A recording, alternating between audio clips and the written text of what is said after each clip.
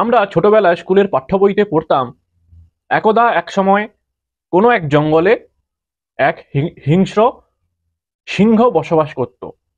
Once upon এ time কোনো এক দেশে এক প্রবল ক্ষমতাবান রাজা রাজত্ব করত। এগুলো আমরা ছোটবেলায় কম বেশি সবাই পড়েছি। এখন পশ্চিমবঙ্গে একটা কথা আমার বলতে ইচ্ছে করছে, আজকের দিনে দাঁড়িয়ে ওয়ান্স আপন এ টাইম পশ্চিমবঙ্গে বুদ্ধিজীবী বলে একদল প্রাণী বসবাস করতেন। তাদের অস্তিত্ব এখন আর নেই, ডাইনোসরের মতন বিলোপ পেয়েছে, বিলুপ্ত হয়েছে। সন্দেশখালী ঘটনার পর রাজ্য রাজনীতি তথা দেশের রাজনীতি কিভাবে উত্তাল, সেটা আমরা আপনারা সবাই দেখছেন। রাজনীতির কথা বাদ দিন, যে সামাজিক সমস্যা সেটা নিয়েই তো আমরা চিন্তিত বেশি, রাজনীতির কথা বাদই দিলাম। কিন্তু সেই সব ওয়ান্স আপন এ টাইম পশ্চিমবঙ্গে বসবাসকারী বুদ্ধিজীবী গণ, তারা কিন্তু এখন কোথায় লুকিয়ে আছেন সেটা কিন্তু বলা মুশকিল।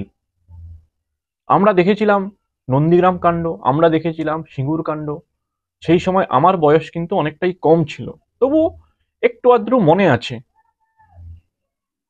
একাধিক নামগুলো হয়তো আমি বলছি না এখন এই ভিডিওতে, কিন্তু সবাই জানেন আপনারা কোন নামগুলোর কথা আমি বলতে চাইছি। তারা নন্দীগ্রাম কিংবা সিঙ্গুর আন্দোলনের সময় কিভাবে তারা অ্যাক্টিভ ছিলেন, কথায় কথায় রাস্তায় মোমবাতি মিছিল চলতো।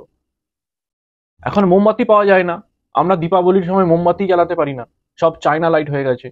হতে পারে মোমবাতি শর্ট, মোমবাতি নিয়ে মিছিল করা যাচ্ছে না, ঠিক আছে, আপনারা চায়না লাইট নিয়ে মিছিল করুন, কিন্তু তাও আপনারা করছেন না। আর বুদ্ধিজীবী এই ব্যাপারটা না এখন একটা বাংলা খিস্তিতে পরিণত হয়েছে আমার কাছে যেটা মনে হয়। হতে পারে তার জন্যই তারা বেরোতে পারছেন না, এই যদি লোক খিস্তি মারে, হতে পারে। আমার কথাটাই যে ঠিক সেটা আমি বলবো না, হতে পারে। আর বুদ্ধিজীবী বলতে আমরা তখন ছোটবেলাতে স্কুলের বই যখন পড়তাম, সেখানে কবিতা পড়তাম, গল্প পড়তাম, বিভিন্ন ছবি আঁকা শেখানো হতো আমাদের স্কুলে, সেগুলো দেখতাম, গান শুনতাম। কিন্তু এখন সব সমস্যার একটাই সমাধান হয়ে গেছে, যিনি গল্প লিখছেন তিনি গান লিখছেন, তিনি গানে সুর দিচ্ছেন, তিনি গান গাইছেন, তিনি ছবি আঁকছেন, তিনি ছবি বিক্রি করছেন, তিনি ছবির প্রমোট করছেন, তিনি মানে কি বলবো, আর কিছু বলতে পারছি না। বলতে গেলে না আমার ওই ভিডিওটা 1 ঘন্টার বেশি হয়ে যাবে। যাই হোক, সুতরাং একটা কথা আছে, আগেই বললাম সব সমস্যার সমাধান একটাই। সুতরাং সব বুদ্ধিজীবীর সমাধান একটাই, বুদ্ধিজীবী একজন বুদ্ধিজীবী। তিনি কিন্তু সন্দেশখালী ঘটনার পর একাধিক কমেন্ট করেছেন, ওখানে নাকি আরএসএস এর ঘাঁটি আছে, ইত্যাদি ইত্যাদি। এতদিন ছিল না, হঠাৎ করে চলে এলো। 12 বছর তিনি ক্ষমতায় আছেন, হঠাৎ করে উনার মনে হলো যে ওখানে আরএসএস এর ঘাঁটি আছে, তাই তারা গন্ডগোল করতে চাইছেন, সামনে ভোট। সুতরাং সব বুদ্ধিজীবীর সমাধান একজন বুদ্ধিজীবী, তিনি কিন্তু সামনে এসেছেন, সামনে আসছেন, তিনি কমেন্ট করছেন।